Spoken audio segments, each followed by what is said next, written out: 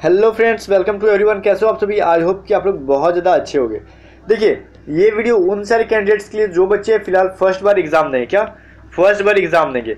और अभी शुरू की बात, जो निगेटिव मार्किंग की जहाँ तक बात है, इस बार होगी कि नहीं होगी, ये आप सभी के लिए एक न्यूज़ है। जो बच्चे एग्ज़ाम मैंने पहले दे दिए हैं, वही बच्चे कॉमेंट करके पूछ रहे हैं कि क्या सर इस बार भी मतलब निगेटिव मार्किंग होगी। इस बार मतलब ये जो निगेटिव मार्किंग होगी कि नहीं इस बार, ये बात जो है लगभग 10-15 से ज़्यादा बच्चे पूछ चुके हैं अभी तक। ठीक है, मतलब मैंने कमेंट जहाँ तक पढ़ा है उसमें बोलूँ तो 10 से 15 बच्चे ने पूछ दिया कि सर इस बार निगेटिव मार्किंग होगी कि नहीं होगी।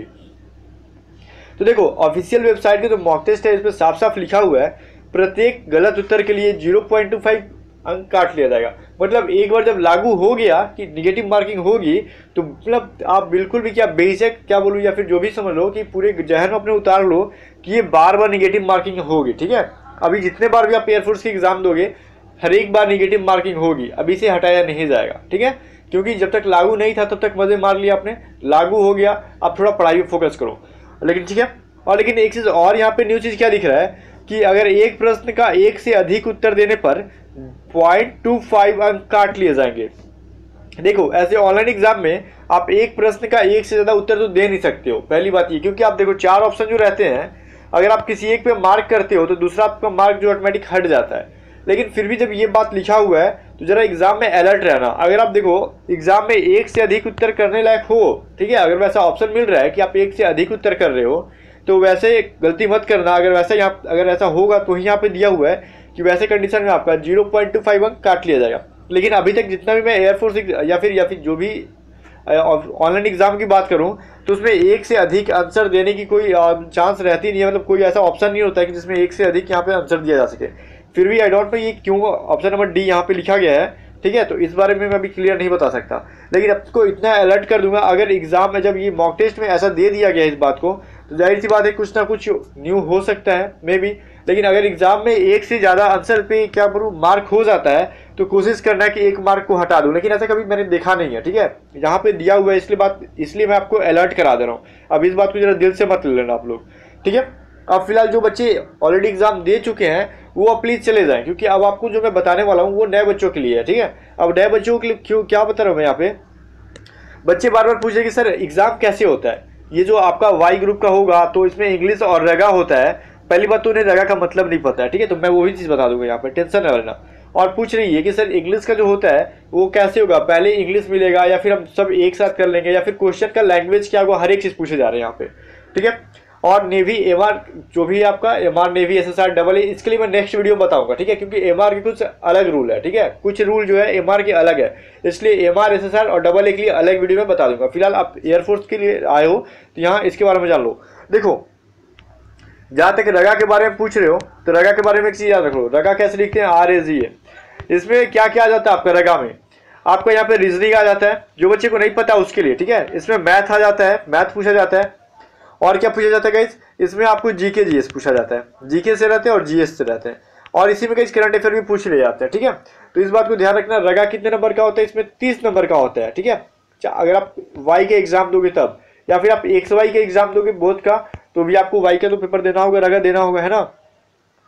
तो आपको 30 नंबर का रगा होता है। रगा में आपको मैथ हो जाएगा, रीजनिंग हो जाएगा और जीके जीएस करंट अफेयर हो जाएगा।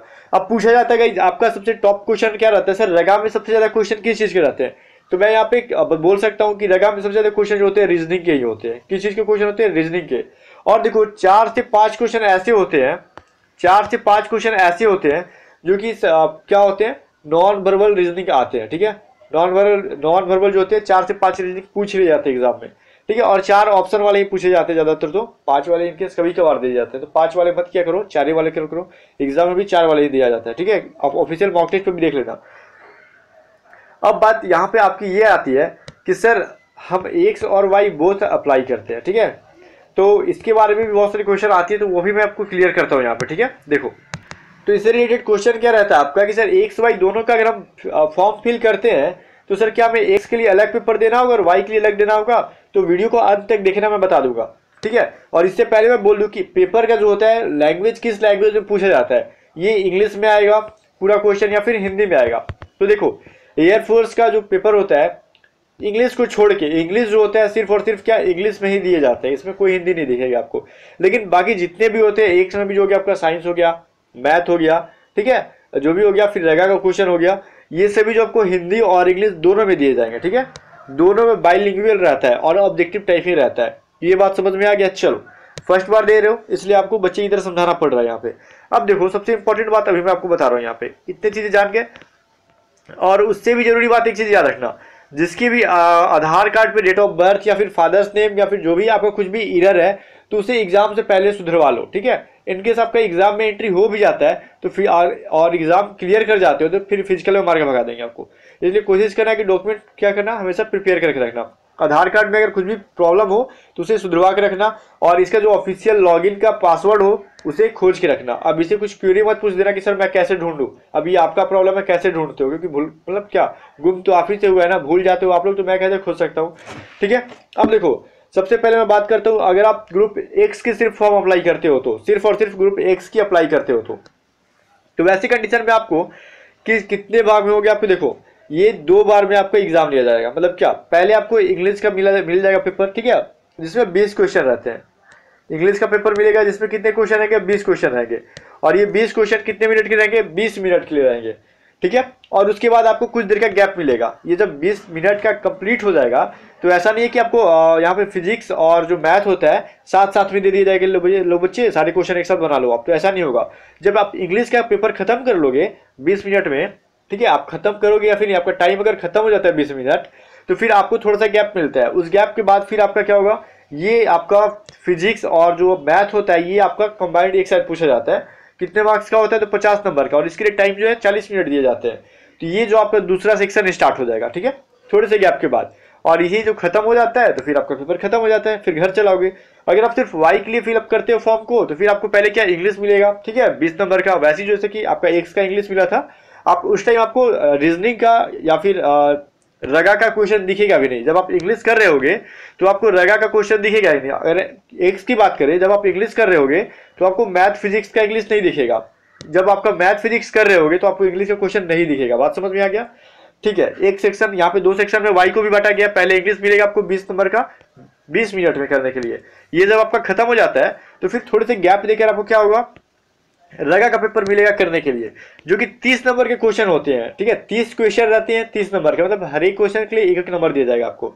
और देखो वो 25 मिनट के लिए रहेंगे। आप पूछते हो बच्चे क्यों, कि सर ये बच्चे का कमेंट आता है, सर इंग्लिश 20 क्वेश्चन 20 नंबर का रहता है, 20 मिनट के लिए रहता है, तो 30 क्वेश्चन है तो 30 मिनट का क्यों नहीं रहता। तो भाई इसके लिए आप एयरफोर्स वाले से बात कर लो, इसका जिम्मेदार मैं नहीं हूँ, ठीक है। अब देखो क्योंकि भाई तो इसमें ये तो सोचो कि इसमें जीके भी क्वेश्चन आते हैं, तो जीके में आप कितना टाइम लगाओगे, 1-1 मिनट तो लगाओगे नहीं एक क्वेश्चन पे। जो बच्चा जीके पे 1-1 मिनट लगा रहा है समझो कि वो बहुत ज्यादा टाइम बर्बाद कर रहा है अपने ऑनलाइन एग्जाम में, ठीक है। अब देखिए आप group X and Y both के लिए अप्लाई करते हो, तो बहुत सारे बच्चे पूछ रहे थे सर मैं ग्रुप एक्स के लिए करूँ या फिर वाई के लिए, तो मैंने उन्हें क्या सजेस्ट किया कि बोथ के लिए करो भाई, एक चीज को छोड़ो मत, ठीक है। तो उन्हें दोनों के लिए करना हुआ था, लेकिन आप दोनों के लिए करते हो, फॉर्म फिलअप करते हो, ठीक है, अप्लाई कर देते हो एक्स वाई दोनों के लिए, तो बताओ कि क्या आपको इंग्लिश 2 बार देनी पड़ेगी एग्जाम में। तो ऐसी कोई प्रॉब्लम नहीं है। आप पूछते हो ना सर बताओ कि अगर एक्स वाई के लिए फॉर्म फिल कर देते हैं, मतलब फिलअप करते हैं, तो क्या कि 2 बार इंग्लिश एक्स के लिए अलग और वाई के लिए अलग इंग्लिश देनी पड़ेगी, तो ऐसी कोई बात नहीं है। देखो एक्स वाई जो दोनों फिलअप किए हैं वो इंग्लिश उन्हें एक ही बार देनी होगी 20 नंबर की, ठीक है, और 20 मिनट में वो कंप्लीट हो गया। उस टाइम और कोई भी सेक्शन का आपको क्वेश्चन नहीं दिखेगा, सिर्फ और सिर्फ 20 क्वेश्चन इंग्लिश देख सकते हो, और सारे 1 से लेकर 20 तक क्वेश्चन आप एक बार में स्क्रॉल करके देख सकते हो, ठीक है, ऐसी बात है। और सिर्फ इंग्लिश लैंग्वेज में ही रहेगी इंग्लिश की क्वेश्चन, और 20 मिनट जैसे ही कंप्लीट होता है तो आपका इंग्लिश होगा बंद हो जाएगा, ठीक है। अब आपका स्टार्ट हो जाएगा भौतिकी, और जो आपका मैथ आता है, फिजिक्स एंड मैथ जो होता है वो आपका स्टार्ट हो जाएगा, ठीक है। वो आपका कितना 50 नंबर का रहता है, जो फिर 40 मिनट में खत्म हो जाएगा। बात समझ में आ गई। उसके बाद क्या होगा, आपका रगा का स्टार्ट हो जाएगा, और वैसे ही रगा स्टार्ट होगा, मतलब 30 क्वेश्चन 25 मिनट में। बात समझ में आई। जिन्होंने बोर्ड के लिए अप्लाई किया है उन्हें बस इंग्लिश एक ही बार देना होगा, उसके साथ आपको रगा और फिजिक्स मैथ जो है पूछा जाएगा। और सबसे इंपॉर्टेंट बात कि सर पूछते हो कि फिजिक्स में जो है फिजिक्स कैसा क्वेश्चन आता है, तो फिजिक्स देखो बहुत ज्यादा टफ नहीं आता है, ठीक है। और इसके लिए कोई बुक्स आप रिकमेंडेड बोल रहे थे तो मैं बुक्स बता दूंगा, टेंशन ना लेना, मैं बुक्स आपको बता दूंगा। फिलहाल यहाँ पे समझो कि मैथ जो होता है, ये मैथ और फिजिक्स दोनों 12th लेवल के होते हैं, लेकिन उतने भी टफ नहीं होते हैं जो आप बना ना सको, ठीक है। कम से कम पासिंग तो पास तो कर सकते हो ना, इसमें पास करो। और रगा में क्या बोलूँ मैं, इंग्लिश में स्कोर अच्छा कर जाओ, मैं तो यही बोलूंगा। इसमें आप पास करो अच्छा नंबर से, मतलब क्या इतने बनाओ कि पास हो जाओ, बाकी इंग्लिश में स्कोर अच्छा कर जाओ। देखो अब दोनों से जिसका भी खराब है तो कोशिश करना कि इंग्लिश में पासिंग मार्क्स भर लाओ, ठीक है, पास कर जाओ थोड़े अच्छे मार्क्स से, और रगा में इसको रक्षा करो। मतलब ये तो जाहिर सी बात है ना कोई सेक्शन तो आपका अच्छा होगा ही। अब तीनों सेक्शन खराब है तो फिर उसका तो इलाज कोई नहीं है, बस पढ़ाई पे फोकस करना होगा आपको। बात समझ में आई, ठीक है, ये बात समझ में आना होगा। और जाहिर सी बात कि इसके अलावा फिर क्या होगा, जैसे आप एग्जाम देते हो फिर अपने घर चलाओगे और आपका रिजल्ट उसी दिन नहीं मिलेगा। कुछ बच्चे पूछ रहे सर एग्जाम के दिन ही मुझे रिजल्ट मिलेगा और फिजिकल होगा, तो नहीं बच्चे, ऐसी कोई बात नहीं होगी। आपका जिस दिन रिटेन एग्जाम होगा ऑनलाइन होगा, रिटेन तो नहीं होगा, इसे रिटेन एग्जाम ही बोलते हैं। ऑनलाइन एग्जाम जिस दिन होगा उस दिन आप एग्जाम देके चलाओगे, उस दिन आपको रिजल्ट का कुछ पता भी नहीं चलेगा, ठीक है। नए बच्चे हो इसलिए इतना समझाना पड़ रहा है आपको। उस दिन आपको रिजल्ट नहीं मिलेगा एग्जाम के विदिन 15 दिन, ठीक है, 15 दिन के अंदर जो है 15 से 20 दिन के अंदर आप अपना रिजल्ट देख लोगे, ठीक है। और रिजल्ट देखने के लिए आपको लॉगिन के लिए पासवर्ड आपको पता होना चाहिए, ठीक है, जिसने आपने फॉर्म फिलअप किया है। तो लॉगिन करके वहां से अपना स्कोर देख सकते हो कि आपका कितना आया है, आपने पास किया या फिर फेल किया, वो सब वहां से देख सकते हो। उसके बाद क्या होगा, जब रिजल्ट आ जाएगा तो फिर आपका फेज 2 के लिए मतलब क्या आएगा, आपका एडमिट कार्ड आएगा। उस दिन आपका फिजिकल होगा, एडब्ल्यूटी टेस्ट 1-2 होगा, ठीक है, आपका जीडी हो जाएगा उस दिन। फिर मेडिकल उस दिन ही होता है, मेडिकल नेक्स्ट डे होता है। तो ये पहले एग्जाम क्रैक करो, ठीक है, उसके बाद तो फिर फिजिकल मेडिकल की बात होती रहेगी। फिलहाल एग्जाम पे फोकस करो और रनिंग करते रहना, रनिंग को छोड़ना मत। जब आपको लग रहा है कि आपको स्टडी अच्छा चल रहा है तो रनिंग को मिस मत करना, ठीक है। बच्चे क्या करते हैं ना कि एग्जाम क्रैक हो जाता है ना, प्री जैसे निकल जाता है, फेज 1 निकल जाता है तो फिर दौड़ना स्टार्ट करते हैं, वही छट जाते हैं। बहुत सारे बच्चे नहीं कर पाते उतना कम टाइम में, तो कोशिश करना कि पहले करना, ठीक है। और थैंक यू, चलिए इतना नॉलेज आपके लिए काफ़ी है आज के लिए। और इससे ज़्यादा एग्जाम का प्रेशर ज़्यादा मत लो, फ्री ऑफ मतलब क्या बोलूँ, माइंड को फ्री करके पढ़ाई करो, ठीक है। एग्जाम में जो भी इंपॉर्टेंट चीज़ थी मैंने आपको बता दिया। और आपका एडमिट कार्ड का प्रिंट आउट करा के जाना होगा, आपको सब मिल जाएगा। अब ये सब बच्चे मत पूछना कि सर एडमिट कार्ड कहाँ से मिलेगा, तो आपके लॉगिन पे ही आएगा, वो सभी न्यूज़ आपको मिलेंगे, ठीक है, टेंशन ना लेना। एग्जाम की डेट भी क्लियर है। Best of luck. वीडियो पसंद है तो लाइक करना, और आपका कोई फ्रेंड अगर फर्स्ट बार एग्जाम दे रहा है तो उसे जरूर वीडियो को शेयर करना, ताकि उसे जब सपोर्ट मिले, हेल्प मिले और थोड़ा सा डिप्रेशन उसका कम हो जाएगी, क्या करना है कैसे करना है गाइड मिल जाएगा उसे, ठीक है। Thank you friends.